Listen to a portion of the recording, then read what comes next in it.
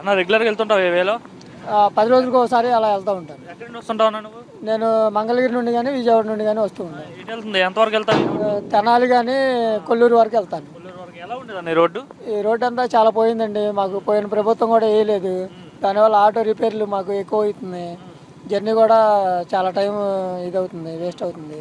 చాలా అధ్వానంగా ఉండేది ఆ పరిస్థితి. అవునండి, బాగా గోతులు పడింది. ఏళ్ళు బట్టి ఎలా ఉంది ఈ రోడ్డు? దాదాపు ఒక 6-7 సంవత్సరాల నుండి ఇలాగ గవర్నమెంట్ ఏం పట్టించుకోలేదు ఈ రోడ్డుని? ఏం పట్టించుకోలేదండి. ఏం దానివల్ల వేయలేదు. మరి మీకు ఆటో వాళ్ళకి కానీ ఇదంతా ఇబ్బందే కదా? చాలా ఇబ్బందేనండి. రిపేర్లు కూడా ఎక్కువ అవుతాయండి. మైలేజ్ కూడా రాదు, టైం కూడా వేస్ట్ అయిపోతుంది. ఎవరైనా పేషెంట్లు గట్టా తీసుకెళ్లాల్సి వస్తే ఏంటి పరిస్థితి మరి? అది ఇక చాలా ప్రాబ్లం అండి. కార్లో వెళ్తాం, ఈ రోడ్లో పేషెంట్లు వెళ్తా కుదరదండి. ఎమర్జెన్సీ అయినా ఎమర్జెన్సీ అయినా కష్టమే, అంబులెన్స్లో వెళ్తామే కదా. అయితే ఇప్పుడు చంద్రబాబు గారు వచ్చారు కదా, ఈ రోడ్డు వేస్తున్నారు, మరి రోడ్డు వేపిస్తున్నారు. రోడ్ అయితే మాకు మంచిదేనండి. దానివల్ల మాకు టైం ఆదా అవుద్ది, ప్లస్ రిపేర్లు తక్కువ అవుతాయి.